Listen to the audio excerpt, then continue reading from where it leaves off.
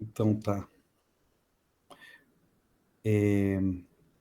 Bem, pessoal, boa noite. Eu vou fazer uma introduçãozinha aqui para vocês, para a gente dar uma repassada na fisiopatologia da insuficiência cardíaca, né? Agora que vocês já são internos de cardio, esses conceitos vocês já lembram, mas vamos só dar uma repassadinha, né? Então, a insuficiência cardíaca vai ser a incapacidade do coração de manter o volume minuto adequado para manter uma correta perfusão tissular, né? Para manter tudo funcionando da maneira que tem que estar. Então, quando que a gente vai falar que o paciente entra em insuficiência cardíaca? Ademais daquela história que a gente sabe da hipertrofia, da dilatação do ventrículo, o fator que vai dizer que o coração está insuficiente é a diminuição da fração de ejeção. Então, quando a gente mede a fração de ejeção cardíaca e nota que tem menos de 45% de ejeção, aí eu falo que o meu coração está em insuficiência, ok? Outro fator que também é usado como diagnóstico de insuficiência cardíaca é quando a pressão intra-auricular esquerda está maior a 12 milímetros de mercúrio, porque aí eu já estou tendo uma rêmora venosa importante e minha aurícula já está dilatada também, é outro signo de insuficiência cardíaca. O que vai acontecer com esse paciente, então, né, pessoal? O nosso coração esquerdo, ele vai ser nutrido com o sangue que vem das veias pulmonares. Esse sangue que passou pela circulação pulmonar, está oxigenado e chegou aí no nosso ventrículo esquerdo. Essa insuficiência cardíaca, essa incapacidade de ejeção que o meu ventrículo esquerdo tem, termina gerando como consequência uma rêmora venosa. Como eu estou ejetando menos, cada vez acumula mais sangue no meu ventrículo esquerdo, até que esse sangue começa a ter refluxo para as veias pulmonares. Isso termina sendo um problema retrógrado da nossa insuficiência cardíaca, né? Como que o paciente vai se manifestar clinicamente a partir dessa rêmora, dessa volta de sangue para as veias pulmonares? Isso vai aumentar a pressão capilar dos capilares pulmonares. Quando essas pressões começam a passar ali de 17 e 18 milímetros de mercúrio, vai ocorrer uma extravasação de líquido e a gente vai começar a formar o edema agudo de pulmão. Esses pacientes, é importante entender que eles vão começar a ter ortopneia, né? Eles vão começar a sentir disneia quando assumem a posição de decúbito, porque eles vão começar a reabsorver edemas. Normalmente, esses pacientes tendem a ter tosse pela noite, 2 ou 3 horas depois que dormem, vão acordar afogados, porque vai ter esse edema agudo, vai ter essa reabsorção de líquido devido a essa extravasação do sangue nos capilares pulmonares. Se esse estímulo segue persistindo, se isso não é revertido, esse aumento da pressão termina afetando a artéria pulmonar. O aumento da pressão da artéria pulmonar termina dificultando a ejeção do ventrículo direito para a artéria pulmonar. Quando isso ocorre, eu começo a gerar uma hipertrofia do meu ventrículo direito e, consequentemente, vou terminar gerando uma insuficiência cardíaca direita também, onde a principal causa é a insuficiência cardíaca esquerda, né, pessoal? Se não for uma insuficiência cardíaca esquerda, poderia ser, por exemplo, um cor pulmonar, comum nos pacientes com DPOC, né? Como eles estão por muitos anos expostos ao tabaco, o CO2, na verdade, é uma molécula que produz vasoconstrição da artéria pulmonar. Então, ela por si só, o aumento da PCO2 já é um vasoconstritor da pulmonar, termina aumentando essa pressão e pode gerar uma insuficiência cardíaca direita sem uma esquerda prévia, certo? Então, dos problemas retrógrados, eu vou culminar numa insuficiência cardíaca direita. Essa insuficiência cardíaca direita também vai gerar rêmora sanguínea.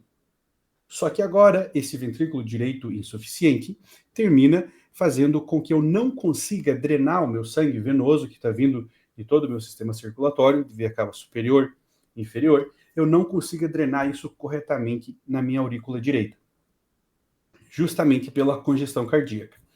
Isso termina me dando algumas clínicas características. Por exemplo, esse sangue que veio da veia cava superior termina me dando ingurgitação jugular, né? Esse sangue que está vindo por veia porta, que vai formar ali a veia cava inferior, termina me dando uma hepatoesplenomegália por congestão. Isso distende a cápsula de Gleason e faz com que esse paciente tenha dor em hipocôndrio direito. Não sei se vocês lembram disso, mas uma das clínicas que o paciente podia ter era dor no hipocôndrio direito. Isso também gera uma congestão hepática, aumenta a pressão na veia porta, e esse paciente pode terminar tendo ascites também, certo? Ele vai ter edema de membro inferior, uma série de problemas. Bem, isso clinicamente. O que está obscuro aí, que muitas vezes não é manifestado na clínica, mas que tem uma relevância muito importante, é que como o meu coração esquerdo, devido a todo esse problema que a gente vem comentando, está ejetando menos, eu termino não perfundindo corretamente os meus tecidos. Um dos tecidos que vai sentir isso vai ser o rim. Vocês lembram lá daquela parte de isto que a gente tinha aquele aparato justoglomerular que detectava a presença de sódio no sangue? Bem, nesse caso, como está circulando menos sangue, ele vai sentir menos sódio e vai começar a liberar renina. Essa renina vai ser convertida em angiotensina 1, angiotensina 2 lá no pulmão, nos capilares pulmonares, e essa angiotensina 2 vai terminar prejudicando ainda mais o organismo. Por quê? Eu não sei se vocês lembram que os mecanismos da angiotensina 2 era secretar, por exemplo, adrenalina, e ela estimulava, né, a produção de adrenalina, estimulava a produção da hormona antidiurética para eu reter mais líquido, e a sobrecarga de volume já é um problema, porque o meu paciente está com dificuldade para ejetar. Então, eu secreto adrenalina. Isso acelera a minha frequência cardíaca de um coração que já está insuficiente. Vou secretar hormona antidiurética, vou reter água e sódio. Isso aumenta a minha TA, dificulta a minha ejeção.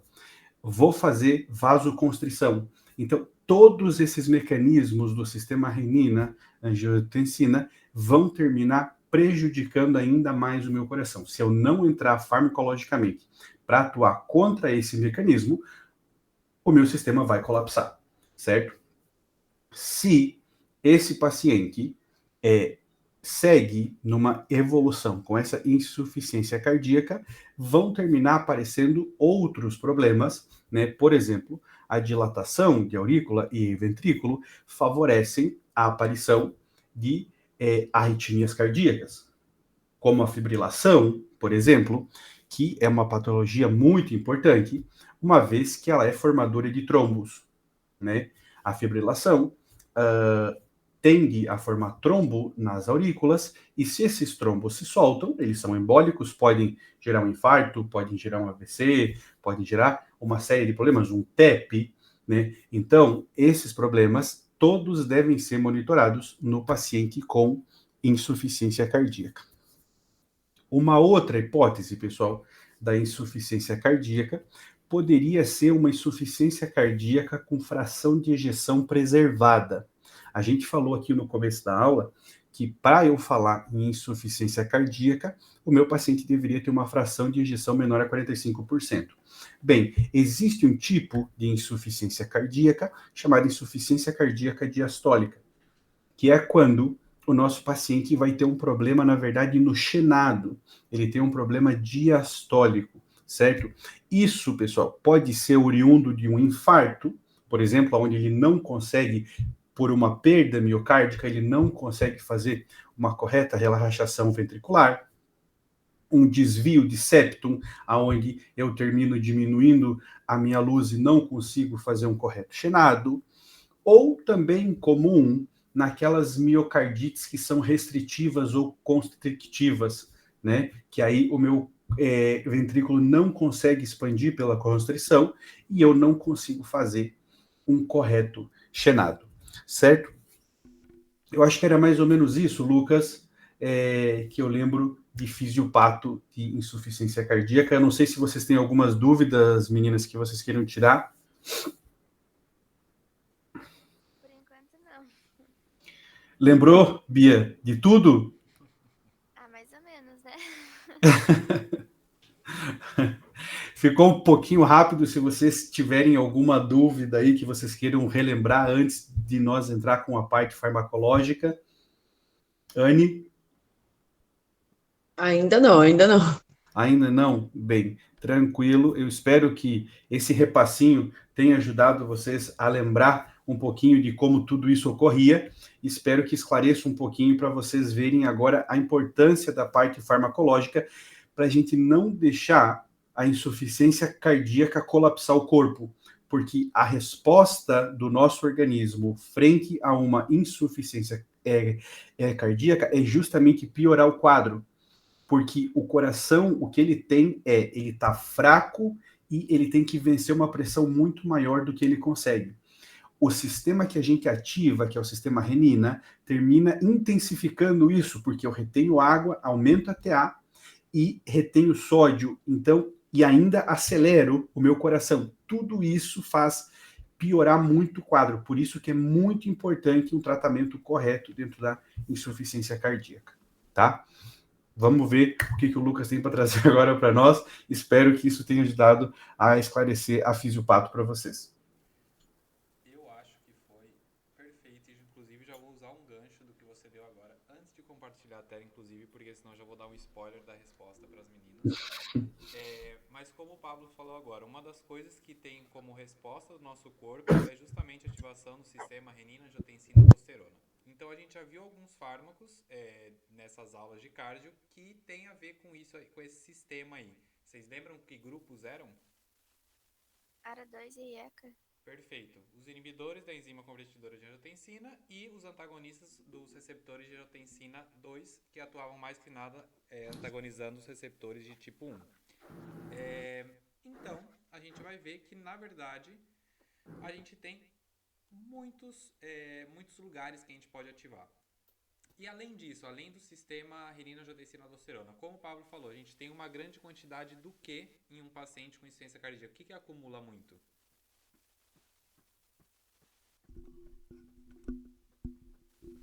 É um paciente que a gente vai ter muito líquido no corpo. Então, uma coisa que a gente pode dar para esse paciente também são justamente fármacos para aumentar, digamos, essa excreção desse grande volume. Ou seja, que a gente tem que favorecer ele a tirar todo esse volume plasmático que a gente tem. E isso, na verdade, a gente faz através da urina, então a gente também pode utilizar alguns diuréticos. Bom, aqui a gente vai ver, é um quadro geral, que aqui embaixo, se vocês verem, está escrito segunda edição do Goodman, que na verdade, essa foto, quando eu peguei, é da 12ª, tá? Não é da segunda, faltou só o número 1 aqui. E por que eu não peguei da 13ª, 14ª? Porque o esquema é muito parecido, só que para mim não tá tão gráfico, não tá tão fácil de ver. Ficou uma tabela e um esquema muito mais difícil de entender. Então por isso que eu coloquei esse daqui para vocês, mas não altera muita coisa para as edições mais novas, tá? Bom, então a gente tinha a insuficiência cardíaca, que a gente ia gerar um baixo gasto cardíaco. De certa forma, a gente pode, de alguma forma, aumentar um pouco esse gasto cardíaco para justamente ejetar um pouco mais e não acumular tanto líquido. Então, como que a gente pode fazer isso? Usando fármacos que são inotrópicos positivos, porque o inotropismo estava muito associado ao que era contractilidade dentro das propriedades cardíacas, né? E um deles, e o principal que a gente vai ver hoje, se chama digoxina. Que, se vocês lembram, em outras aulas que a gente viu, sempre tinham alguns fármacos que tinham interações com um grupo de fármacos que chamavam digitálicos. É exatamente o grupo de fármacos que pertence à digoxina, que a gente vai desenvolver ela um pouquinho melhor hoje. Além disso, a digoxina também vai me atuar, porque quando a gente tem uma diminuição do gasto cardíaco, a gente ativa o sistema nervoso simpático, como o Pablo tinha falado. Só que isso é um problema, porque a gente não pode ativar excessivamente. Tanto é que a digoxina, a gente já vai ver o mecanismo de ação, ela não está relacionada com a ativação do simpático para melhorar essa diminuição do gasto cardíaco, senão que ela faz de outra forma, que a gente já vai ver. Bom, o que mais? Vamos supor que o sistema simpático, o sistema nervoso simpático está muito ativo. O que a gente pode fazer? Bloquear ele.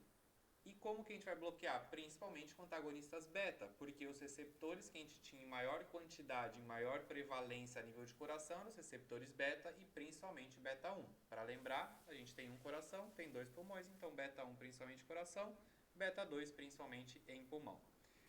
E de novo, se a gente não ativa o sistema nervoso simpático, a gente diminui também a liberação do que é a renina. Da mesma forma que se a gente impede essa diminuição do gasto cardíaco, a gente também impediria a liberação de renina, certo? Agora vamos supor que a gente tem muita renina no corpo. Como que a gente pode fazer? Através dos fármacos que a Bianca falou. A gente pode intervir ou inibindo a enzima inibindo a renina diretamente, que não são fármacos tão utilizados, mas existe essa possibilidade.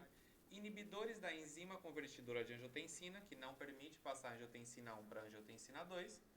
E depois a gente tem os antagonistas dos receptores de angiotensina. Aqui está AT1 porque é o receptor de tipo 1, mas a gente está bloqueando o receptor de angiotensina tipo 2, tá? Não confundam. Até porque o tipo 1 é o responsável, é o que faz, digamos, vasoconstrição. Então, se a gente antagoniza ele, a gente impede a vasoconstrição, certo? Porque os receptores de tipo 2 já eles são favoráveis ao coração, digamos, eles fazem uma proteção cardíaca. Bom, aonde mais a gente pode atuar? Se a gente não atuou nos passos antes, ou seja, produziu renina, produziu angiotensina 1, produziu angiotensina 2 e produziu aldosterona, a gente ainda tem como impedir isso através dos antagonistas dos receptores de aldosterona, ou também vocês podem ver como um grupo de fármacos que são os diuréticos alvadores de potássio. Como, por exemplo, um fármaco que a gente já viu, que é a espironolactona. Bom, até aqui a gente foi só por um lado de tudo que poderia acontecer, porém, como o Pablo tinha falado, que a gente vai ativar também a questão da retenção de sódio e água, principalmente por ativação de todo o sistema renina-angiotensina-aldosterona, e através da aldosterona a gente retém água e sódio. Como que a gente pode fazer isso? Usando diuréticos também, que não necessariamente atuem como antagonista da aldosterona, senão que, como por exemplo, diuréticos diasa e diuréticos tiazídicos, só que a gente tem que levar em consideração que a gente pode perder potássio, e se vocês lembram, se a gente perde potássio, a gente aumenta o risco do paciente gerar arritmia, e se já é um paciente que está com um coração insuficiente, a gente gerar uma arritmia sobreagregada não é algo que seria tão interessante.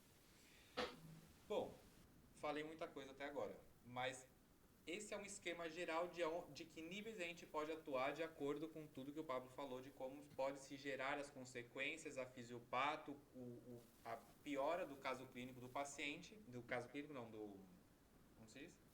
Da apresentação clínica do paciente. Alguma dúvida até aqui?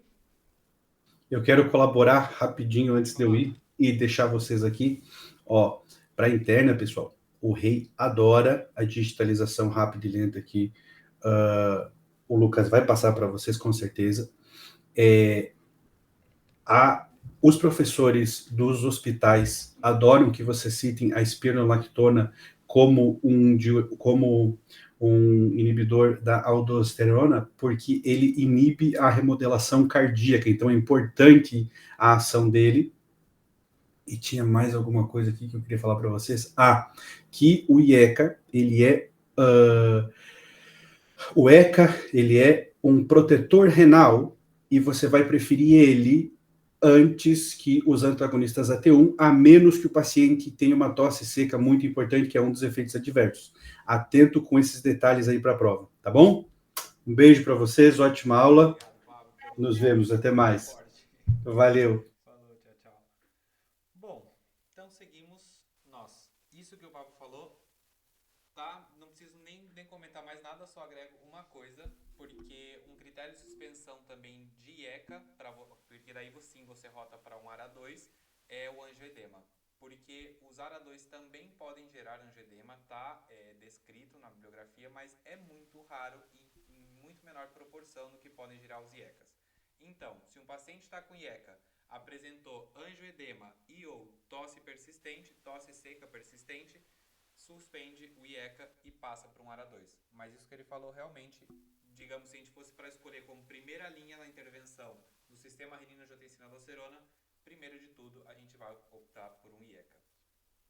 O que ele comentou das doses, eu não é mais que nada para interna, mas de qualquer forma, me lembre depois que eu passo o grupo para você, no grupo para vocês, uma tabelinha que fala a concentração de digoxina que é usada, ou seja, a digitalização que o Pablo falou, é rápida, lenta e de mantenimento, tá? Que se calcula por miligramas, com quilogramas, e a gente vai ver um pouquinho de doses tóxicas da digoxina. Eu só não coloquei doses aqui, concentrações, porque quando eu tinha conversado com os professores de interno aqui do curso, a gente tinha combinado de doses eu deixava para eles, mas de qualquer forma eu mando para vocês também, porque vai que em algum momento em terapêutico eles também querem perguntar para vocês.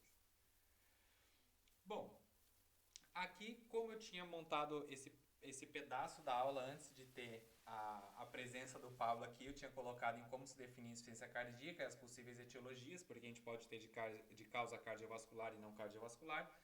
Então, sempre lembrem-se que qualquer patologia cardíaca, antes da gente entrar agora com o que a gente vai falar, que são os tratamentos farmacológicos, a gente tem tratamentos de estilo de vida, principalmente. E claro que um paciente que ele já tinha uma hipertensão arterial e não estava tratada, a chance dele gerar uma insuficiência cardíaca é muito grande. Então, aparecendo uma patologia cardíaca que não seja a própria insuficiência, a gente tem que tratar para justamente evitar uma possível consequência que seria a própria insuficiência cardíaca. Bom, que fármacos que a gente pode usar? Vasodilatadores. Por quê? Como a gente falou, a gente tem um acúmulo muito grande de líquidos. Se a gente vasodilata, a gente pode fazer com que esse sangue, todo esse volume se distribua mais pelo corpo do que fazer uma vasoconstrição, porque a vasoconstrição a gente já aumentaria a pressão que já está aumentada por um excesso de volume e ainda assim faria com que o volume ficasse mais preso ainda, digamos que no próprio coração, que já é um problema por conta das consequências, principalmente retrógradas de uma insuficiência cardíaca. Então, vasodilatadores. E quais vasodilatadores a gente tem? A gente pode dividir em vasodilatadores venosos e vasodilatadores arteriais. O que eu vou falar agora parece muito óbvio, mas eu falo para vocês porque eu sempre, sei lá, desde que eu comecei a estudar medicina, eu tinha muito na minha cabeça, vasodilatador, vasodilata o quê? A artéria, não existe vasodilatar a veia. Mas lembra que vasodilatador dilata vasos, e a gente tem vasos arteriais e vasos venosos. Como eu falei, parece muito idiota, mas eu tinha essa associação assim que era um pecado eu falar que vasodilatava a veia. Enfim. Os vasodilatadores venosos, o que eles vão fazer? Diminuir a pré-carga, principalmente. Quais são eles? Os que a gente viu na aula passada: nitroglicerina, mononitrato de isosorbida e dinitrato de isosorbida. Eu não vou falar de todos os fármacos que estão em todo esse mapa mental aqui, porque a maioria que a gente já viu ficou, digamos, a descrição maior desse fármaco ficou nas aulas anteriores, mas sim a gente vai voltar a ver alguns principais, como são os IECAs, enfim. Vasodilatadores arteriais. O que eles vão fazer? Reduzir a pós-carga. E quais são eles? Principalmente os bloqueantes cálcicos. E aqui eu deixei alguns exemplos, como a amlodipina e o felodipina. Diuréticos, importantíssimo também. Diuréticos, praticamente um paciente que tem insuficiência cardíaca, ele vai ser tratado com IECA ou ARA2 e um diurético, mínimo. A gente vai ver no final um esquema que eu tirei da revista de cardiologia do ano passado, aqui da Argentina, para vocês verem como é que começa o esquema de tratamento e como que vai agregando algumas coisas depois. Diuréticos, como a gente já falou hoje, a gente tem diazas, tiazídicos e alradores de potássio, lembrando que esses dois primeiros grupos são perdedores de potássio, então a gente tem que controlar muito justamente pela questão da arritmia que a gente pode gerar com a hipopotassemia. Diazas, clássico, furosemida e bumetamina, mas, por favor, saibam furosemida dos diuréticos de asa. Tiazidas, hidroclorotiazida e indapamina, e os alradores de potássio, amilorida e triamtereno. Como eu falei para vocês, a espironolactona ela pode estar nas duas classificações, ou como antagonista, antagonista dos receptores da própria aldosterona, que era a espironolactona, A espironolactona pode estar como um diurético alveolador de potássio, porque se ela impede a ação da aldosterona, ela impede que perca potássio no túbulo colector. E ela também pode estar classificada como antagonista de receptores de mineralocorticoides. Por que eu falo isso? Porque se vocês verem alguma guia de cardio e vocês verem uma sigla que é essa, ARM, isso significa antagonista dos receptores mineralocorticoides. E como a aldosterona é um mineralocorticoide e a espironolactona é um antagonista da aldosterona, ela também pode ter esse nome dentro desse grupo de fármacos, seriam antagonistas dos receptores de mineralocorticoides. E aqui a gente tem os inibidores neuromorales. Por que neuromorales? Porque tem a ver tanto com o sistema nervoso quanto com todo o próprio do nosso corpo, como principalmente o sistema renina-angiotensina-aldosterona, que a gente viu essa associação que eles tinham com o sistema adrenérgico. Bom, inibidores do sistema renina-angiotensina, IECA como captopril e enalapril, ARA2 como candesartan e losartan, e os antagonistas de aldosterona como a espironolactona ou a eplerenona. E outros que a gente tem, como a gente viu, os beta-bloqueantes, carvedilol, nebivolol e atenolol. Tenham em conta porque esses fármacos são cardioseletivos e, se caso perguntarem, o nebivolol é o mais cardioseletivo dentre todos. E ele também é o mais novo, é o de terceira geração e, enfim, é o mais cardioseletivo. E a gente pode usar vasopressores, não são em todas as situações, principalmente vai ser em paciente que ele chega numa guarda com uma insuficiência cardíaca aguda e é uma emergência, a gente pode usar adrenalina ou noradrenalina. Nesses casos somente, mas não é usado para tratar, até porque, não sei vocês, se vocês já viram, eu pelo menos nunca vi um comprimido de adrenalina, então realmente são usados em casos de emergência. Até aqui, alguma dúvida? Perfeito. Então, seguimos com os inotrópicos positivos, que a gente vai falar principalmente hoje da digoxina. A digoxina é um bloqueador da ATPase dependente de sódio e potássio. O que significa isso? Bomba sódio, potássio, ATPase. Mesma coisa. A gente pode ter fármacos que vão aumentar os níveis de AMP cíclico, porque se vocês lembrarem, o AMP cíclico ele vai soltar uma cascada intracelular de respostas que vai aumentar o cálcio, e esse cálcio vai aumentar a contractilidade desse coração e vai me ajudar na ejeção desse coração que está insuficiente. Quais a gente tem? Por exemplo, agonistas beta-1, como a dobutamina, inibidores da fosfodiesterasa 3, como a enoximona e miurinona, e agonistas adrenérgicos mistos, como é a dopamina. Lembrando que a digoxina pode ser dada por via oral, como a gente vai ver, porém a dobutamina e a dopamina elas só vão ser usadas em hospitais, porque só se administra por via intravenosa nesses casos. E também temos fármacos que aumentam a sensibilidade de cálcio e proteínas contráteis, que é o levosimendan, mas a gente não vai desenvolver ele aqui porque não é um fármaco tão fácil de ser encontrado, não é um fármaco muito utilizado, é um fármaco muito novo, mas saibam que também a gente pode aumentar a sensibilidade do cálcio. Bom, falando dos digitálicos, tem outros fármacos, sim, mas a estrela de todas é a digoxina, que não tem como não saber ela principalmente do que é a insuficiência cardíaca, tá? Aqui eu deixei um pouco para vocês da estrutura da digoxina, a estrutura química, tá? Porque, nunca se sabe no que eles vão levar vocês, se tiver choice agora na secundária também. Mas basicamente tem uma fração que é a fração genina e a fração glucídica. E elas têm diferentes coisas, porque a genina que vai ser responsável pela ação do fármaco em si, e a fração glucídica, na verdade, ela vai favorecer a lipossolubilidade, a potência e outras características farmacológicas da digoxina. Resumindo, a genina é a fração ativa, ou seja, a fração que vai ter uma ação farmacológica, e a fração glucídica é o que dá toda a outra estrutura para a digoxina como tal. Mecanismo de ação. A respeito do mecanismo de ação, elas têm mecanismos de ação diretos e indiretos. O direto, como a gente falou, inibir a bomba sódio-potássio ATPase.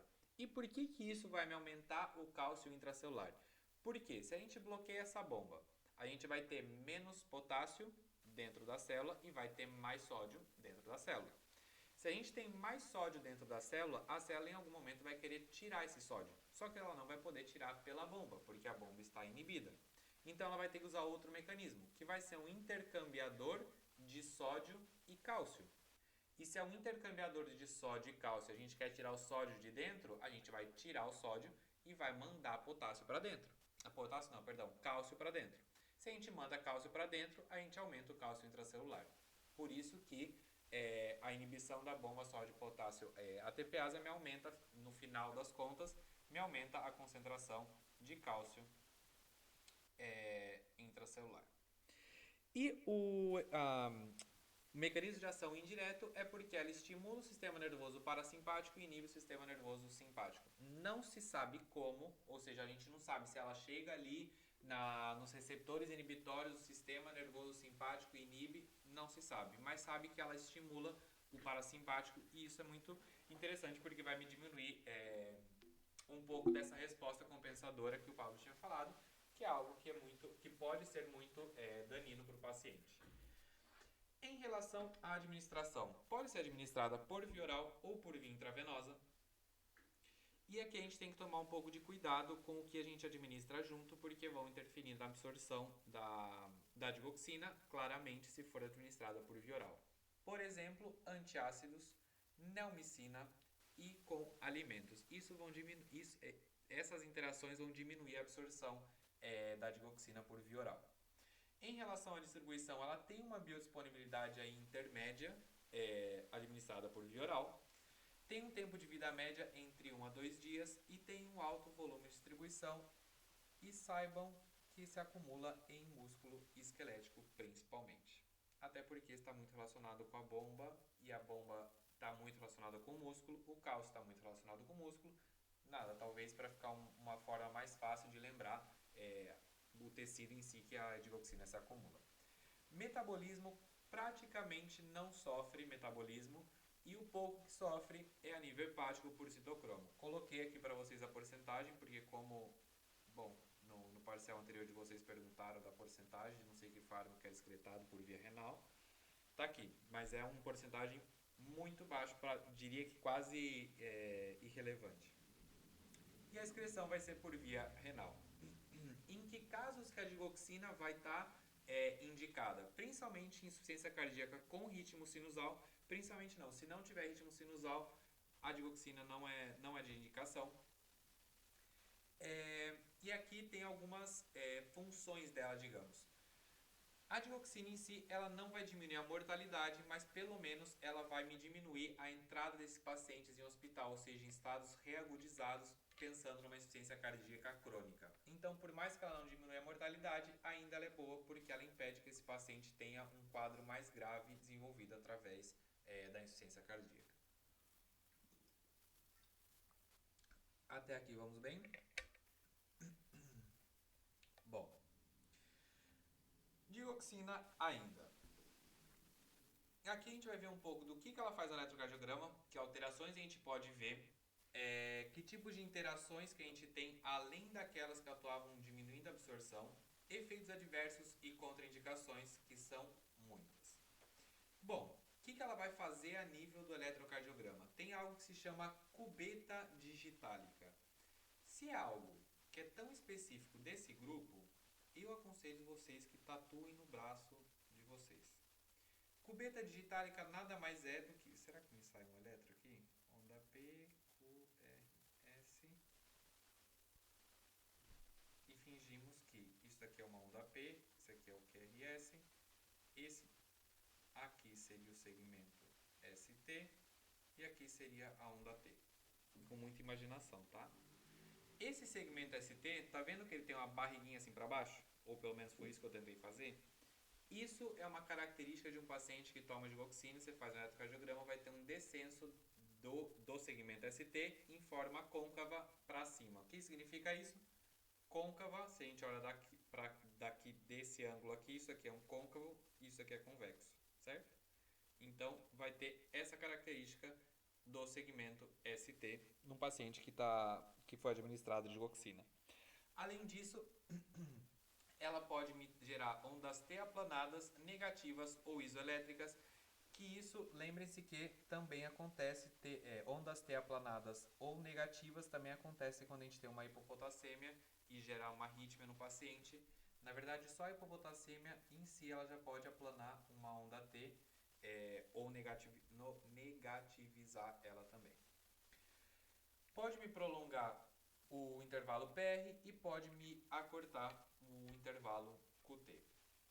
Tenho em conta isso porque isso pode ser muito comum. Isso não quer dizer que vai me gerar algum efeito sintomático no paciente. Obviamente que pode me gerar, mas nada, são características de um paciente que toma digoxina e você faz um eletrocardiograma. E isso eu falo porque se vocês pegarem muitos pacientes com hipertensão arterial e vocês pegarem o eletro deles, por eles estarem tratados, pode ter alguns segmentos não, algumas derivações que vocês não vejam onda P. E vocês falam assim, nossa, meu paciente então ele está meio mal. Na verdade não, que tem a ver com os fármacos que ele está tomando que pode dar uma alteração. Então, e não necessariamente o paciente está mal. Mas tenham em conta isso. Em relação às interações, tem alguns fármacos que vão aumentar o efeito da digoxina. E isso é um problema, porque a gente já vai ver que a digoxina a gente tem que tomar muito cuidado em relação a doses, porque ela pode ser extremadamente tóxica. Bom, quais fármacos vão aumentar o efeito da digoxina? A quinina, que a gente vai ver na quinidina, eu coloquei aqui, e eu acho que é quinina, mas tá bom. Vou deixar a quinidina e se eu ver que estava errado depois eu altero. A quinidina é um antiarrítmico que a gente vai ver na aula de quarta-feira. Eritromicina, o que era que a gente já viu? Primeira era.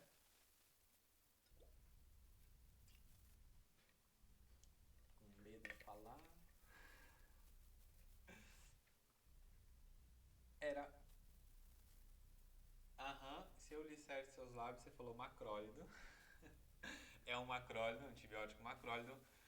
Propafenona também é um antiarrítmico. Amiodarona também é um antiarrítmico. Verapamilo, alguém lembra o que era? Que a gente já viu em cardio. Tem a ver com cálcio. Um bloqueante de cálcio. E a espironolactona, que a gente estava falando até agora, que é um antagonista do receptor de mineralocorticoide, um diurético alvador de potássio ou um antagonista da aldosterona, como vocês quiserem. Bom, então esses fármacos são os que vão aumentar o efeito da digoxina. E tem alguns fármacos que vão diminuir, como por exemplo a sulfasalazina, que era uma sulfa, perfeito. Antiácidos, como por exemplo, enfim, a gente vai ver muito quando a gente for ver a moda digestivo, mas como por exemplo o omeprazol, o pantoprazol, ou os próprios antiácidos, como por exemplo o eno, que são inespecíficos, digamos, também. E a colestiramina, que tem a ver com o tratamento de dislipidêmias, que se eu não me engano, essa semana, quarta-feira, a gente tem arritmias, e depois na outra semana a gente já vai ver transtornos dislipidêmicos. Bom, efeitos adversos. Clássicos, náuseas e vômitos, perda de apetite, dor abdominal e diarreia, isso tudo a nível gastrointestinal, obviamente. A nível cardíaco, pode me gerar bloqueios AV. Se eu posso gerar um bloqueio AV num paciente, eu vou dar digoxina para um paciente que já tem um bloqueio AV diagnosticado? Então, daqui de um efeito adverso, vocês tiram a contraindicação. Arritmias por reentrada. Vocês sabem o que... mas eu quero assim, uma coisa fácil de explicação. Não me venham com teorias, porque até eu não vou acompanhar. Vocês sabem o que é o síndrome de Wolff-Parkinson-White? É um síndrome que gera arritmia. Ponto. Síndrome que gera arritmia porque me gera uma via elétrica nova no coração. E não é a mesma coisa, mas eu poderia... Nada para vocês pensarem, tá? Arritmias por reentrada é porque eu também formo novos nódulos de descarga elétrica no coração e justamente chama de reentrada porque não é o nódulo sinoatrial que passa para o nódulo auriculoventricular e isso me gera descarga elétrica, senão que eu tenho várias formações de vários pequenos nódulos que eles são responsáveis pela descarga ao invés do nódulo sinoatrial. Por que eu estou falando isso? Porque se é um efeito adverso gerar arritmia por reentrada e reentrada significa que eu tenho outras coisas elétricas que não deveria ter no coração, e o síndrome de Wolff-Parkinson-White também, eu já vou dar para um paciente que está diagnosticado com arritmia por reentrada ou com síndrome de Wolff-Parkinson-White? Não, então vai ser uma contraindicação. Efeito adverso, fibrilação auricular. Isso aqui é muito complicado porque não sei se vocês lembram de sêmio, se vocês viram já interna, mas fibrilação ventricular basicamente é morte do paciente. Então é algo muito grave e tem que ter muito em conta. Sistema nervoso central pode gerar mareos, visão borrosa ou coloreada e alucinações. E outras coisas, outros efeitos adversos que eu deixei aqui para vocês, que eu não vou entrar muito em relação a isso, mas para que vocês tenham em conta que são efeitos adversos extremamente raros, mas, por exemplo, isquemia ou necrose intestinal, psicose, apatia, confusão, fatiga, debilidade, necromática, trombocitopenia, enfim, são efeitos adversos extremamente raros, mas que estão documentados. Agora, em relação às contraindicações da digoxina. Já falamos do Wolff-Parkinson-White, já falamos do bloqueio, principalmente de segundo e terceiro grau, porque primeiro grau praticamente é um paciente assintomático e é algo que não gera grandes problemas. E geralmente é diagnosticado por nada, porque fez um eletro e ali acharam um bloqueio de primeiro grau. Síndrome do seno enfermo e síndrome do seno carotídeo. Isso o que significa? Seno enfermo é porque a gente vai ter um problema no nódulo sinoatrial ou no nódulo sinusal.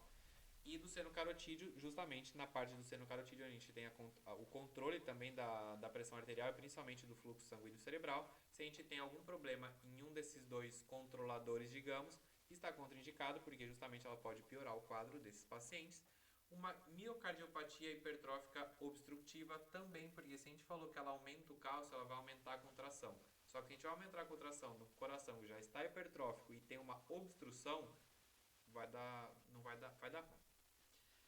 Derrame pericárdico também não, porque também é basicamente que a gente está apertando um coração que ele já não contrai direito, que ele já está cheio de líquido dentro, probleminhas. E aneurisma aórtico também, porque se a gente aumenta a fração de ejeção desse paciente, aumenta a contractilidade desse paciente, e ele tem um aneurisma aórtico, a gente pode romper isso. E, bom, talvez ele não siga por muitos minutos vivo.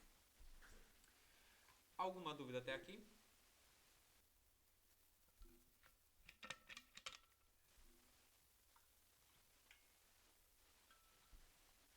Bom, e o que esses digitálicos ou a digoxina vai fazer a nível de coração? Primeiro de tudo, cálcio contrai, então contrai coração, a gente está falando de uma das propriedades cardíacas que é a contractilidade. Vai aumentar a contractilidade porque se a fração de ejeção era menor e ficava um remanente, talvez a gente aumentando a força com que se contrai o coração, a gente consegue expulsar mais volume e dessa forma não fica esse remanente.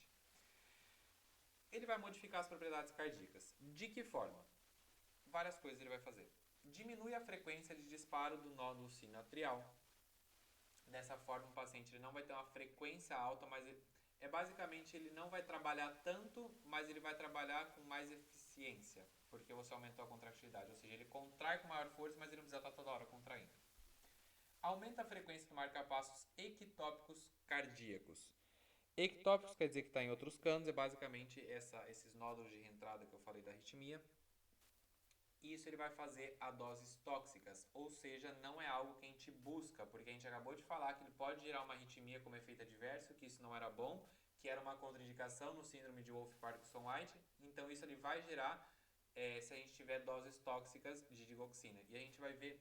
Vocês lembram o que era rango terapêutico ou ventana terapêutica? Isso eu pergunto porque era conceito lá de fármaco que faz 1000 anos. O rango ou a ventana terapêutica é o intervalo de doses que eu posso dar de um fármaco antes dele chegar numa concentração que vai ser tóxica, certo? O problema da digoxina é que ela tem um rango terapêutico muito curto. Então, por isso que é muito fácil de se passar e por isso que a gente está vendo coisas que seria uma toxicidade da digoxina. E provavelmente pode ser pergunta, principalmente quando a gente vai ver a digitalização, como o Pablo falou, porque é algo muito possível de acontecer na hora que a gente está administrando para um paciente, principalmente no caso de emergência. Bom, o que mais que ela vai fazer? Vai diminuir o tempo, a duração do potencial de ação e do período refratário auricular e ventricular. Traduzindo tudo isso, se a gente diminui a duração do potencial de ação, a gente diminui, por exemplo, o coração ele contrai, só que ele ele não fica tanto tempo contraído, ele fica menos tempo contraído e isso me favorece com que também tenha uma contração mais efetiva, certo? Prolonga o período refratário do nódulo auriculoventricular. Isso quer dizer o quê? Que me retarda um pouco,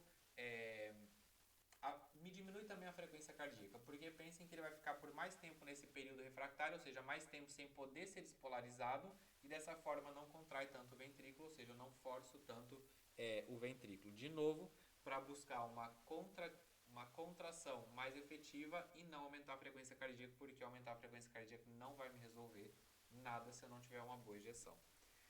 Diminui a excitabilidade e a velocidade de condução intracardíaca também se for a doses tóxicas. E que mais? Tem inibe a ativação neuromoral, como a gente já falou, que como a digoxina, o que ela fazia? Ela estimulava o sistema parasimpático e inibia o sistema simpático. Então, o que ela vai fazer? Aumenta o tono vagal, que isso é, traduzindo, estimula o sistema parasimpático. Inibe o tono simpático, que é, digamos, o que a gente busca com a digoxina, porém, se ela tiver doses tóxicas, ela vai estimular o sistema simpático. E vai diminuir níveis plasmáticos de noradrenalina, de renina e de angiotensina 2.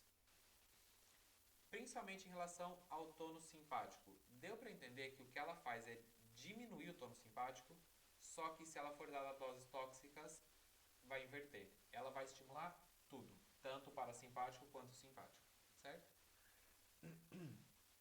Até aqui vamos bem? Lucas, Pode falar. você poderia explicar para mim por que que a gente dá para. Porque assim, eu estava vendo que o Digitalix a gente vai dar em doses menores para ancianos, Uhum, mais devagar, algo assim, uhum. justamente para não dar essa toxicidade que você está falando agora. Mas Exato. o porquê? Tem alguma coisa. Eu queria entender o que que a idade tem a ver com isso, sabe? Eu costumo dizer que geralmente os dois extremos da vida é tudo mais complicado. Por quê? No começo, digamos que o corpo da criança ela está aprendendo a como funciona. Então ela tem tudo mais lento, um metabolismo mais lento. E o anciano, digamos que já está cansadinho. O corpo dele já está cansado. Então, como ele tem um metabolismo muito lento, a resposta por um fármaco vai ser mais demorada, o metabolismo desse fármaco vai ser mais demorado, e se a gente demora mais com tudo isso, concorda comigo que a chance de eu ter uma alta concentração e a concentrar muito desse fármaco é muito maior do que num paciente mais jovem. Então acumula e realmente é muito mais fácil eu passar em doses tóxicas. Isso não só para a digoxina, mas para qualquer fármaco que você imaginar. Isso tem a ver também, por exemplo, com álcool, que conforme a gente vai ficando mais velho, a ressaca é maior, porque a gente não consegue metabolizar tanto. A gente fica bêbado mais rápido, porque nosso corpo não metaboliza tanto. Então tudo isso, os dois extremos da vida, tem todo o corpo e o metabolismo funcionando de maneira mais lenta, digamos. Bom, então, continuando com antagonistas neurohumorales. Aqui, como eu falei, como a gente já foram fármacos que a gente já viu, é só para resgatar alguns conceitos. Os antagonistas neuromorales, eles vão diminuir o risco de hospitalização e aumenta a supervivência, além de melhorar os sintomas do paciente. E por que eu coloquei isso daqui aqui? Porque quando a gente falou da digoxina, a gente falou que ela não diminuía a mortalidade, mas que pelo menos ela diminuía o risco do paciente acabar no hospital. No caso dos antagonistas neuromorales, eles fazem mais coisas, porque além de diminuir o risco de hospitalização, aumenta a supervivência e melhoram os sintomas. E quais eram eles? IECA e ARA2. Todos os pacientes que têm uma insuficiência cardíaca com fração de ejeção reduzida, que é justamente o que significa essa sigla aqui, insuficiência cardíaca de fração de ejeção reduzida, desde o diagnóstico vai ter no esquema de tratamento um IECA ou um ARA2.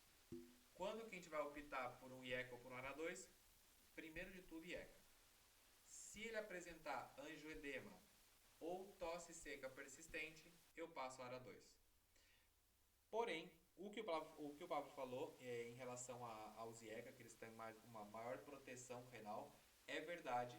Inclusive seria uma vantagem por sobre os ARA2, e a outra vantagem é que os IECA são muito mais baratos do que os ARA2, mas os ARA2 eles têm uma vantagem, por assim dizer, porque como eles atuam direto nos receptores de angiotensina, eles têm digamos, eles inibem mais o receptor de angiotensina de tipo 1, e faz com que a angiotensina se desplace e se una diretamente nos receptores de tipo 2.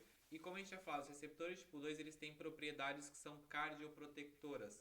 Então isso seria benéfico para mim de alguma forma. Porque no caso dos inibidores dos IECAs, nos inibidores da enzima convertidora, eu nem vou formar angiotensina 2 que nem vai poder se unir a nenhum dos dois receptores. Então estaria aí essa controvérsia entre um e outro. Mas de qualquer forma, primeiro, se o paciente não tem contraindicação pré-estabelecida para IECA, começa com IECA e se apresentar os efeitos adversos, rota para ARA2. Bom, em relação à ação, o que eles vão fazer? Uma dilatação arteriovenosa, ou seja, tanto de artérias quanto de veias. Frenam o remodelado cardíaco, isso é muito importante porque, como o Pablo falou, a gente pode ter respostas no nosso corpo que podem fazer com que esse ventrículo hipertrofie, por exemplo, ou um próprio recâmbio celular, que é todo o remodelado cardíaco, que isso não é vantajoso para um paciente que já está com o coração insuficiente, e prevém a progressão da insuficiência cardíaca em pacientes assintomáticos com disfunção ventricular esquerda. O que quer dizer isso? Em que aula que a gente viu o grupo de IECA era 2? Hipertensão. Perfeito. Hipertensão. A gente não viu que um dos riscos na verdade, uma das causas de uma insuficiência cardíaca, uma causa cardíaca era hipertensão arterial? Se a gente tem um paciente que ele está tratado com IECA, a gente reduz o risco dele desenvolver uma insuficiência cardíaca usando ou um IECA ou um ARA2. É isso que eu quero dizer nesse último ponto. Efeitos adversos, eu não coloquei todos. Angioedema, tosse seca persistente e estenose renal bilateral. Lembrando que esses dois primeiros, que a gente já falou 500 vezes, mas é para ficar na cabeça, porque se perguntarem, não dá para se perder nisso. Angioedema, tosse seca persistente é critério de suspensão de IECA e rotar para ARA2. Como eu falei, os ARA2 não tem tosse seca persistente, isso nunca. Agora, angioedema ARA2 pode gerar, mas em muito menor frequência do que os IECA, por isso que você suspende IECA e passa para ARA2. IECA e passa para ARA2. Acho que vocês vão sonhar comigo falando IECA e ARA2, rotas, angioedema e tosse seca. Exemplos de IECA que a gente já tinha falado, captopril e enalapril, e de ARA2, losartan e candesartan. Lembrando que ARA2 é sartan e a maioria dos IECAs terminam em algum pril. Bom, beta-bloqueantes. Tem as mesmas indicações do IECA e ARA2. O que isso significa? O paciente foi diagnosticado com insuficiência cardíaca com fração de ejeção reduzida, beta-bloqueante. Lembrando que é uma patologia que a gente trata é uma polifarmácia, não é só um medicamento. Ação, eles vão melhorar a função ventricular esquerda e vão frenar o remodelado também. Contraindicações, asma, bloqueio AV de segundo e terceiro grado, síndrome do seno enfermo, que a gente já tinha falado, que tem a ver com o nó do sino atrial ou sinusal, e bradicardia sinusal. Aqui eu quero fazer uma ressalva com vocês, que é o seguinte, prestem atenção quando vocês estiverem em aula na faculdade, por quê? Desde que eu vi a primeira vez beta-bloqueantes, eu tenho que asma é uma contraindicação relativa, ok, no PowerPoint de vocês da faculdade também dá como relativa. Porém, junto com a asma, uma outra contraindicação relativa é EPOC, ou DPOC. E no PowerPoint de vocês está escrito asma, entre parênteses, relativa, EPOC não é contraindicação. Para ser sincero, primeiro que para mim não faz sentido e segundo que desde o que eu tenho, desde o que fala no livro, EPOC é contraindicação relativa, mas é contraindicação. Mas nada, tenham em conta isso do jeito que derem para vocês na faculdade é o que vocês têm que tomar, porque são eles que vão tomar a prova de vocês também, no final das contas. Agora, os outros três, bloqueio AV de segundo e terceiro grau, síndrome do seno enfermo e bradicardia sinusal, são contraindicações absolutas, quer dizer o quê? Que nunca na vida vai se dar um beta-bloqueante para pacientes que tiverem alguma dessas patologias. E bradicardia sinusal, principalmente abaixo de 50, porque eu falo isso porque dependendo da literatura fala que bradicardia já é abaixo de 60, mas aqui a gente considera uma bradicardia abaixo de 50 é uma contraindicação absoluta para beta-bloqueante. Exemplos, carvedilol, bisoprolol, metoprolol e nebivolol. Outra coisa, como eu falei, nebivolol mais cardioseletivo. Depende da onde vocês forem ler, depende do que vocês considerem. Como eu falo, a bibliografia que eu uso é o Goodman. A regra para cardioseletividade é a MEBAM, que é acetolol,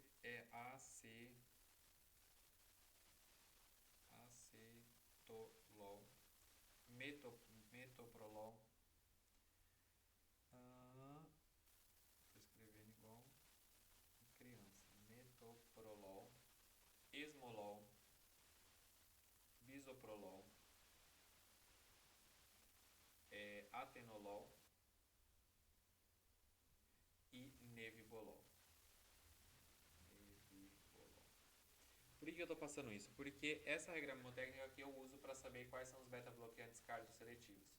Porém, dependendo de onde vocês forem ler, só vai falar que é carvedilol, bisoprolol, metoprolol e nebivolol. Ou seja, os 4 que eu coloquei aqui, e não considera os outros dessa regra mnemotécnica que eu tenho como cardioseletivo, como bons cardioseletivos. Sendo que a maioria deles são segunda geração e segunda geração são cardioseletivos. E de novo, em base ao livro que eu gosto e que eu uso. Se caso na faculdade eles falarem diferente, de novo tenham em conta o que eles falam, porque é como eles vão tomar de vocês. Bom, antagonistas de receptores de mineralocorticoides. Indicações. Nesse caso muda um pouco em relação ao que a gente tinha falado, que antes a gente tinha falado o quê? Que os IECA-2 beta-bloqueantes, em diagnóstico com insuficiência cardíaca com fração de ejeção reduzida, vai estar indicado e vai ser administrado para o paciente. Nesse caso, os pacientes que eles seguem assintomáticos depois que você administrou um IECA ou um ARA2 com um beta-bloqueante.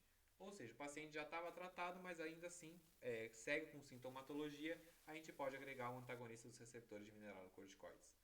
O que eles vão fazer? Diminuir o efeito da aldosterona, que foi ativada como resposta compensatória, assim como o Pablo explicou para vocês, que a resposta compensatória era ativar o sistema renina-angiotensina-aldosterona, porque a gente diminui a perfusão renal, então no aparato justo-glomerular a gente não ia sensar, enfim.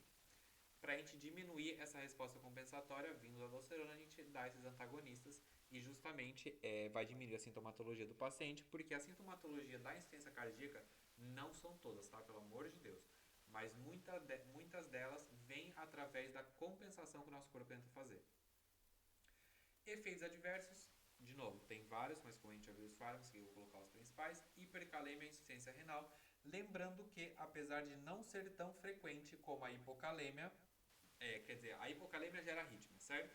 A hipercalemia também pode gerar arrítmia, mas é muito mais frequente em algum transtorno de potássio a hipocalêmia gerar arrítmia, é mais frequente do que a hipercalemia, mas as duas podem gerar. A diferença tem a ver com a onda T, só vou desenhar a onda T aqui, tá? Não vou desenhar o elétron inteiro.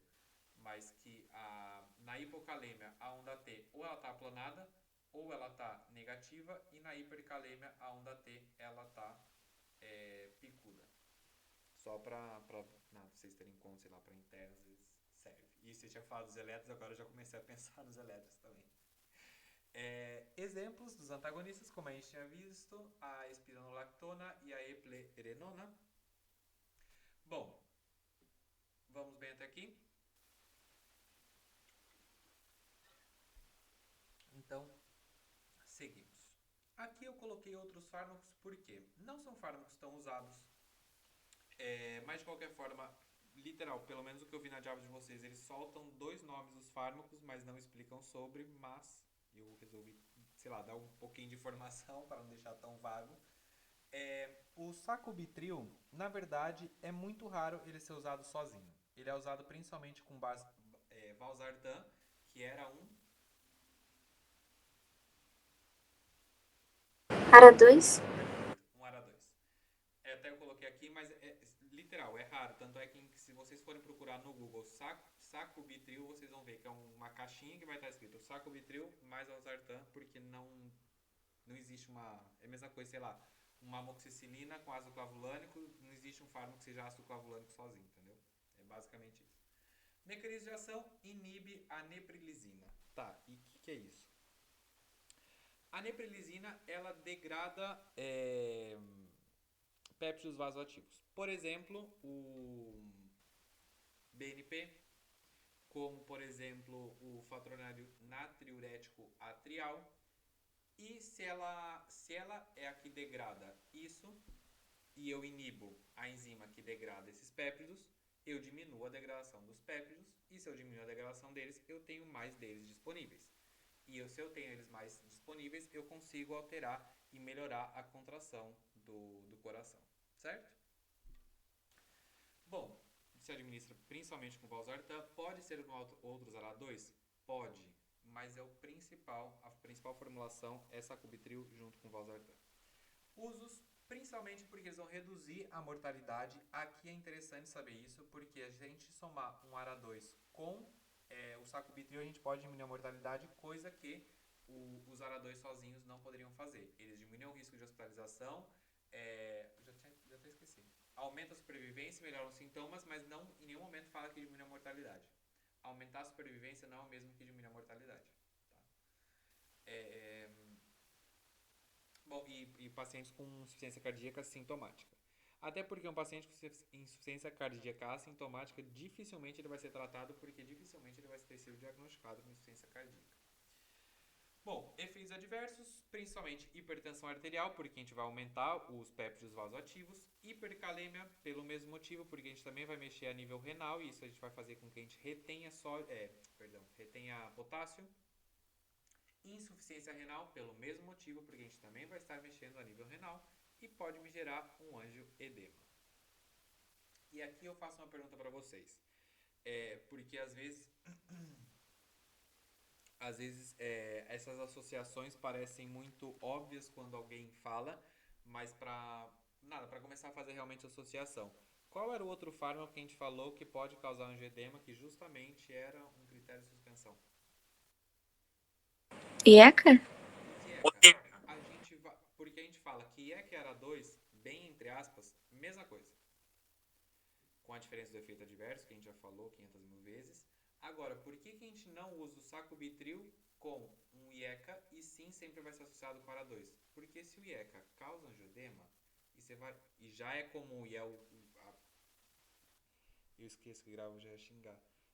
Se é o efeito adverso que faz ele ser suspenso, eu não vou administrar junto com o mesmo fármaco. Então, uma pergunta tranquilamente de parcial seria, ou às vezes coloca uma associação sacubitril com enalapril. Não vai.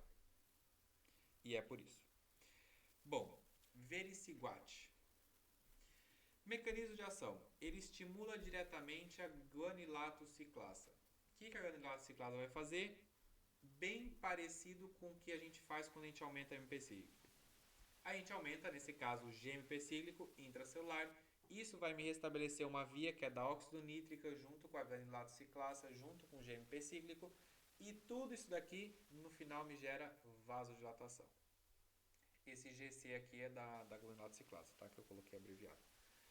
Administração por via oral, aqui essa associação do sacubitril junto com o valsartan também é por via oral, tá? Que eu esqueci de colocar. Distribuição, tem uma boa biodisponibilidade oral, tem uma vida média interessante, ou seja, alta, uma alta em neoproteínas, metabolismo a nível hepático. Eu coloquei aqui o nome dessas duas enzimas, que na verdade só para vocês terem em conta que não é por citocromo, tá? Excreção praticamente metade, um pouco mais por via renal do que por via fecal. E efeitos adversos pode me gerar uma hipotensão arterial e pode me gerar um síncope. O síncope está relacionado com a hipotensão arterial e a hipotensão arterial está relacionado com o mecanismo de ação do próprio fármaco, que era a vasodilatação. E eu sempre falo para vocês, mecanismo de ação de um fármaco, se o que o fármaco faz for feito de maneira exacerbada, isso me gera um efeito adverso. Então, se eu vasodilato muito o paciente, o que eu posso fazer? Diminuir a pressão dele. Se eu diminuo a pressão dele, chega a menos sangue a nível cerebral, o paciente pode ter um síncope. Certo? Tudo bem? Seguimos?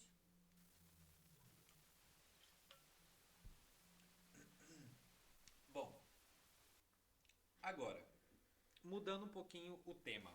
Porque tudo que a gente estava falando até agora era uma insuficiência cardíaca diagnosticada com fração de ejeção reduzida e com aqueles fármacos, digamos, que a gente controlou. Porém, esse paciente ele pode se descontrolar, ou seja, ele pode reagudizar, ou então pode aparecer uma insuficiência cardíaca aguda que não foi diagnosticada antes, não teve um processo crônico que foi se apresentando sintomas aos poucos, senão que o paciente, a hora que ele chega numa guarda, ele está tendo uma insuficiência cardíaca aguda. Basicamente, se a gente for comparar, não vou comparar com uma comparação muito besta. E aí, no final da aula, me lembrem de falar para vocês já que eles gostam de fazer pegadinhas, tem um estudo novo que saiu para tratamento de síndrome coronária agudo. Eu falo porque a aula passada a gente viu cardiopatia isquêmica, não me deixe esquecer.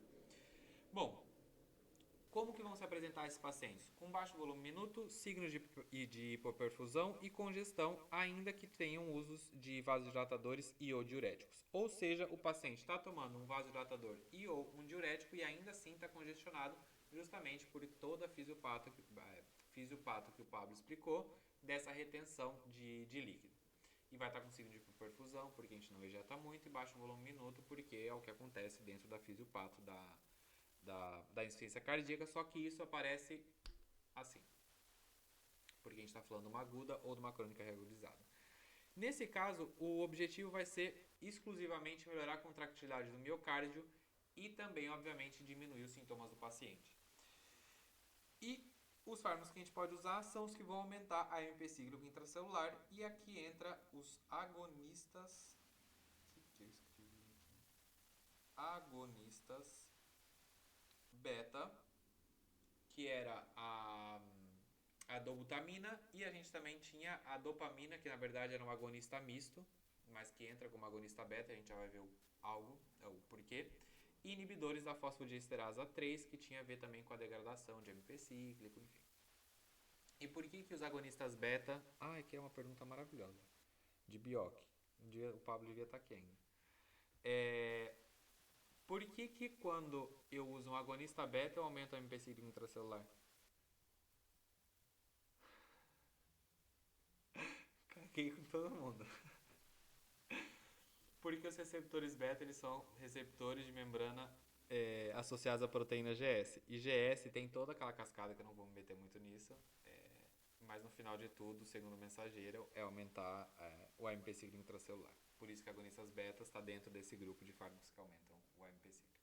Bom, agonistas beta. Então a gente falou que a gente tinha a dopamina e a dobutamina. Aqui a gente vai ter um problema também em relação a conceitos com a diapo de vocês. Por quê? Bom, primeiro de tudo, dopamina é precursora de noradrenalina, porque, bom, se vocês lembram, a síntese de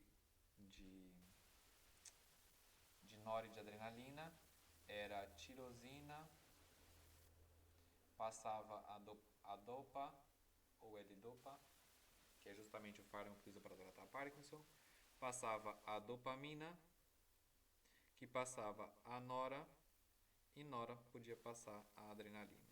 Essa era basicamente a síntese de catecolamina. Óbvio que tem as enzimas aí no meio, mas aí já pedir demais.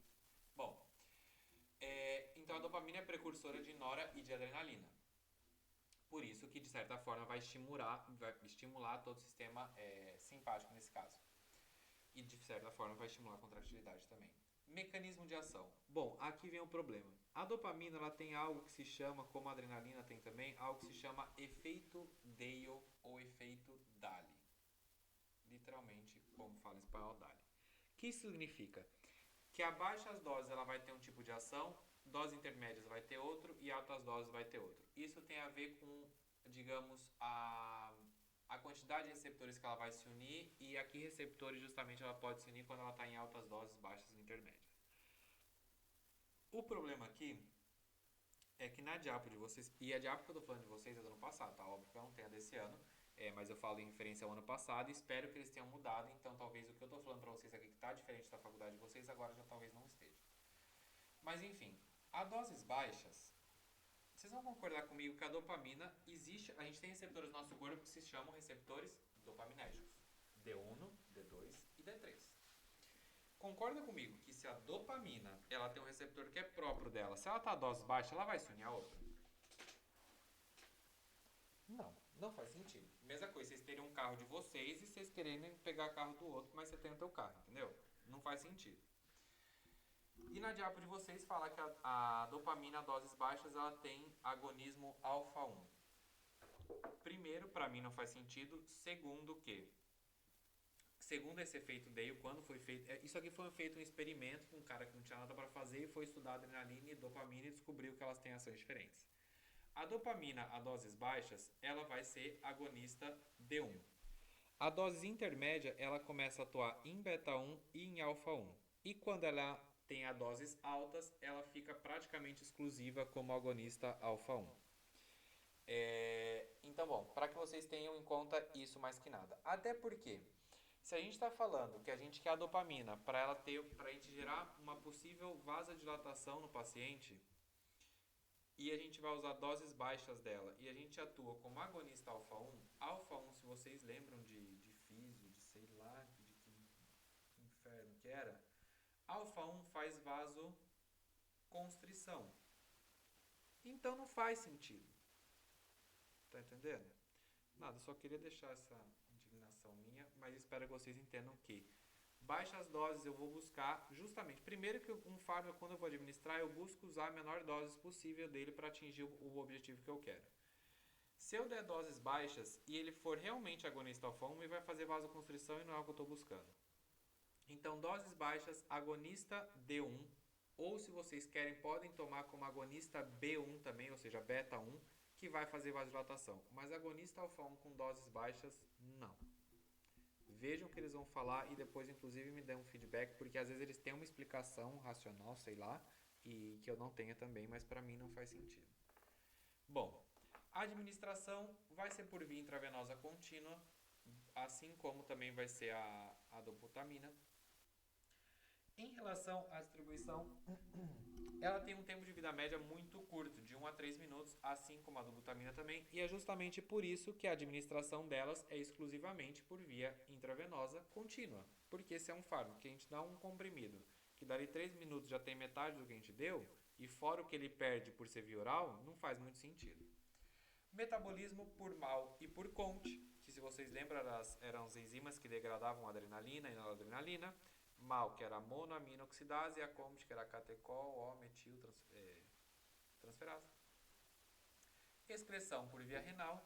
E lembrando que a dopamina a gente não deve usar por mais de 2 dias ou 3 dias, porque ela começa a gerar uma dessensibilização e isso vai me gerar um downregulation. Vocês lembram o que era o conceito de downregulation de receptores? Agora eu não consigo identificar o que você quis dizer. É alguma coisa que diminui a função, não? Tipo, Diminui literalmente a expressão de receptores. Por quê? A dopamina, pensem como se fosse um vício. Um paciente pode ficar viciado em dopamina sem vai precisar de doses maiores. Por quê? O nosso corpo perde a sensibilização, justamente dessensibilização é você sempre precisar de mais doses de alguma substância, nesse caso a dopamina, para ter o mesmo efeito, porque justamente a dessensibilização foi gerada por um downregulation, ou seja, basicamente eu escondi os receptores de dopamina e como eu tenho poucos receptores, eu vou querer dar mais doses, ou melhor, o corpo vai pedir mais doses para eu ter uma resposta frente a isso. Então, por isso que não deve se administrar por mais de 48 ou 72 horas, e como é intravenosa contínua, obviamente que a gente está falando de um paciente que vai estar internado. Bom, efeitos adversos, clássicos, náusea, vômito, taquicardia, palpitações, isso tudo seria basicamente por um reflexo se a gente está falando que a gente usou uma doses baixa de dopamina, porque a dose baixa a gente gerou uma vasodilatação e o efeito adverso seria uma compensação do corpo da vasodilatação e gerar uma taquicardia e palpitação. Dolor torácico está associado principalmente com as palpitações, que também está relacionado com a arritmia, e a arritmia é o mais frequente que pode gerar a dopamina. Hipo ou hipertensão arterial, isso é muito louco de pensar, mas de qualquer forma, hipotensão, porque se for o mecanismo de ação dela produzir uma vasodilatação muito grande, me diminui a tensão arterial, porém lembre-se que a dopamina é um precursor de nora e de adrenalina, e se eu aumentar de alguma forma essa dopamina que eu administrei, que era para ir para os receptores, entrar no ciclo de produção de noradrenalina, pode ser que eu aumente mais a secreção das catecolaminas e isso me aumente a pressão arterial. Ou também, se eu der doses muito altas, vai fazer vasoconstrição, isso também aumenta a tensão arterial. Bom, pode me gerar gangrena, justamente também se eu der principalmente uma dose alta, por uma vasoconstrição severa. Pode me gerar disneia e cefaleia. Cefaleia mais que nada também por uma vasoconstrição a nível cerebral. E disneia também seria por uma melhor dito, seria uma broncoconstrição, mas é como se fosse uma vasoconstrição também a nível pulmonar, e isso me gera essa sensação de falta de ar. Bom, dobutamina. Aqui vocês vão me odiar um pouquinho, mas eu já estou acostumado, porque na verdade eu não sei o que está acontecendo comigo, acho que eu não sei mais escrever. Porque a dobutamina, ela na verdade é um fármaco que ela é bem complicadinha na estrutura química dela. Por quê? Porque vocês vão ver que ela é enquadrada como agonista beta-1, mas na verdade não é 100% assim. E eu falo isso porque eu não sei o que eles podem chegar a perguntar na prova de vocês, porque tudo é uma surpresa. O que acontece? Ela tem 2 isômeros. Isômero tem a ver com o quê? Nada. Com a desviação que alguém colocou esse fármaco, teve a brilhante ideia de colocar o fármaco numa luz e desvia a luz de formas diferentes. Tem o isômero positivo e o negativo. O que acontece aqui? No isômero positivo, ela é agonista beta-1. O isômero positivo da dobutamina tem como função ser agonista beta-1. E o isômero negativo também é agonista beta-1. Até aqui está tudo lindo. Porém, o isômero positivo, ele é antagonista alfa-1. E o isômero negativo é agonista alfa-1. Concorda que isso aqui vai ser cancelado? Por isso que, por fim, ela tem o agonismo beta-1. Por que eu explico isso? Para a prática clínica, vocês não vão precisar saber para nada. Mas eu não sei o que vão tomar de vocês na faculdade, então, nada. Tá aí. Bom, a administração a gente já falou, distribuição a mesma coisa, com a dopamina e a dobutamina. Nesse caso, o metabolismo da dobutamina é só por conte, não entra mal, porque, explicação fácil, de físio, mal está em tecido somente em neuronas, ou seja, sistema nervoso central, e a conte está tanto em sistema nervoso central quanto na periferia, e como a dobutamina não chega a nível das neuronas, não tem como a mal metabolizar ela. Excreção por via renal também, e efeitos adversos, principalmente taquicardia, porque se a gente está fazendo um agonismo beta-1, coração, propriedades cardíacas, aumenta a frequência cardíaca, taquicardia. E arrítmias supraventriculares ou ventriculares, por um descompasso que pode dar essa taquicardia, que pode me gerar uma taquiarrítmia. A gente tem 2 tipos, supraventriculares ou ventriculares, que a gente vai falar bastante de arrítmia na próxima aula. Fomos? Tá tudo bem com beta-1? Com beta-1, ó, com agonistas beta? Bom, então, é o último que a gente vai ver, o último grupo de fármacos tranquilos, e depois a gente vai ver só o esquema da revista. Bom, inibidores da fosfodiesterasa 3, miurinona e enoximona, são inodilatadores. Por que eu coloquei isso daqui? Porque se vocês verem, o que eu vou falar agora não é julgando, tá? Vocês vão falar assim, mas o que é inodilatador? Ino faz vocês lembrarem o que quando a gente fala de coração? Do inotropismo. Contração. Entropismo, que é a contração, propriedade cardíaca. E dilatador, porque dilata. Então, ela tem essas 2 funções. Vai ser inotrópica positivo e vasodilatadora. Por isso que são inodilatadores. Mecanismo de ação. Inibe a fosfodiesterasa 3. Fosfodiesterasa 3. Se inibe essa enzima, não degrada o MP cíclico. Se eu não degrado o MP cíclico, eu aumento a concentração de MP cíclico. Com isso, o que vai acontecer? Me aumenta a contractilidade, diminui a pressão de fim de diástole, diminui a pressão capilar pulmonar, diminui a resistência periférica. Tudo que o Pablo falou que acontecia, aqui a gente vai tentar deixar de acontecer. Aumenta o consumo de oxigênio e aumenta a frequência cardíaca no final das contas. A administração somente por via intravenosa, até porque, como a gente falou, é uma insuficiência cardíaca aguda ou uma insuficiência cardíaca crônica reagudizada. É algo que o paciente está dentro do hospital. Então a gente tem a possibilidade de atuar com esses fármacos. Em relação aos efeitos adversos, intolerância digestiva, hipotensão arterial, justamente por toda a vasodilatação, retenção hidrossalina, porque pode me alterar a nível renal, porque coração e rim, apesar de estarem meio longe, eles estão são muito irmãozinhos. Taquiarrítmias ventriculares, trombocitopenia, dolores musculares e aumento da mortalidade que foi publicado em um estudo, que eu não vou lembrar o nome agora. Nossa, era um nome que eu tinha feito uma associação maravilhosa. Enfim, foi um estudo que provou que os inibidores de PD3 aumentam a mortalidade. E se a gente for parar para pensar, não só os inibidores da fosfodiesterasa 3, mas também os da fosfodiesterasa 5, que são os famosos Viagras, que a gente sabe que em pacientes com patologias cardíacas também pode aumentar a mortalidade. Bom, coloquei aqui para vocês, de certa forma são fármacos que podem ser usados, porque esse aumento da mortalidade saiu em um estudo, que eu estou tentando lembrar o nome, que eu não lembro agora, mas não é algo tão especial assim de efeitos adversos, pelo menos até agora não foi proibido, até onde eu saiba. Alguma dúvida? Bom, então, esqueminha maravilhoso que eu particularmente amei da revista de cardiologia que soltou o ano passado. É a revista daqui da Argentina, peguei pelo menos porque eu acho que faz mais sentido eles tomarem coisas de vocês de como é aqui na Argentina. Mas enfim, insuficiência cardíaca com fração de ejeção reduzida.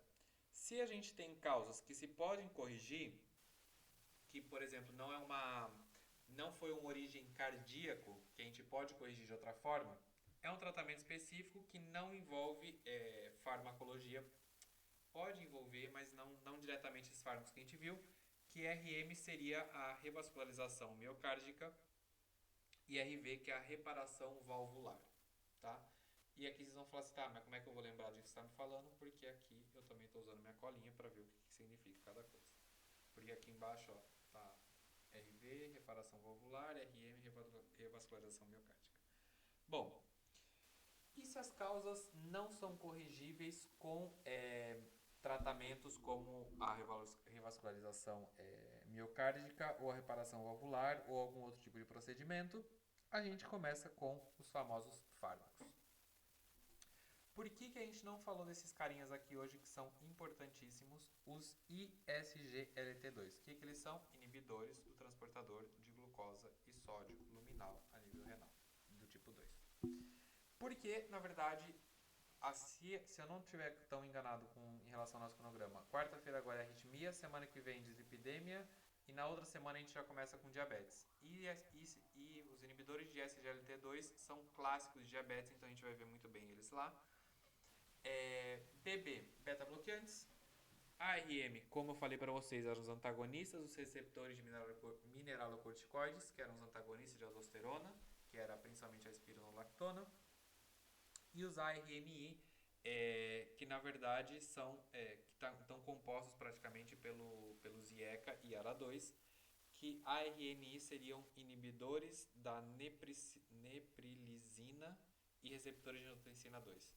Não importa, porque o inibidor da neprilisina era o sacubitril, que a gente tinha falado que se associava com ARA2. Bom, depois disso a gente deu esses fármacos, um combo dependendo do paciente, de qual fármaco a gente vai administrar para ele, e ainda assim tem uma sobrecarga de volume, diurético. Diurético, como a gente viu, pode ser diada, tiazídico ou alrador de potássio, que na verdade o alrador de potássio vai estar muito envolvido aqui já, mas enfim. Ainda continua com sintomas? Aí a gente pode considerar uma terapia de ressincronização cardíaca ou um implante de cardiodesfibrilador. Mas um implante, ou seja, um cardiodesfibrilador no coração, não é um palita. Se ainda assim continua os sintomas, a gente vai usar drogas que a gente não tem tanta evidência, que aqui é complicado porque é basicamente jogar com a vida do paciente, mas é melhor a gente tratar do que deixar ele morrer sem um tratamento. E por fim de tudo, se ainda continua com uma insuficiência cardíaca avançada, daí não tem o que fazer. Vai para transplante ou uma assistência circulatória mecânica, que o paciente vai ficar simplesmente aí, ou uma medicina paliativa justamente para melhorar a qualidade de vida dentro do possível, dentro do tempo que falta ainda para o paciente. Basicamente, esse último estadio que a gente viu aqui foi o que apresentou, se vocês viram na época, o Faustão, que foi uma insuficiência cardíaca aguda, que ele já foi direto para transplante. E, Bom, meninas, isso seria tudo da aula de hoje. E eu lembrei do que eu queria falar. Se não tem encontrem dúvidas sobre isso que a gente falou, só vou tirar um dado aleatório para vocês. Bom, dado aleatório, primeiro, quase não se usa, mas nada, para que vocês saibam que tem estudo, se vocês quiserem, eu mando estudo para vocês, inclusive. Acho que ninguém vai me mandar mensagem pedindo estudo, mas tudo bem. Sobre a colchicina, vocês conhecem a colchicina? De algum momento vocês ouviram, sabe para que é usado? A colchicina é para tratamento de gota. Ele é um anti-inflamatório, mas que não é um anti-inflamatório comum, por exemplo. Não é uma aspirina, um ibuprofeno, é um anti-inflamatório mais específico porque tem a ver com a fisiopato da gota. Mas, justamente, vocês concordam comigo que num síndrome coronária agudo eu também tenho inflamação. Então, tiveram uma brilhante ideia de começar a pesquisar em relação a usar colchicina para tratar um paciente com síndrome coronária agudo, para diminuir os níveis de inflamação. É algo que foi aprovado, é algo que pode ser usado, mas é algo que quase não é usado, porque a gente tem muitos outros anti-inflamatórios antes da colchicina. Nada, só queria soltar esse dado para vocês, porque quando eu vi o estudo eu achei muito interessante, porque eu nunca ia pensar colchicina para síndrome coronária agudo, mas, enfim, alguém pensou e alguém estudou sobre. Bom, meninas, se não tem dúvidas, seria isso por hoje. E até quarta-feira. Obrigada, Lucas. Boa noite.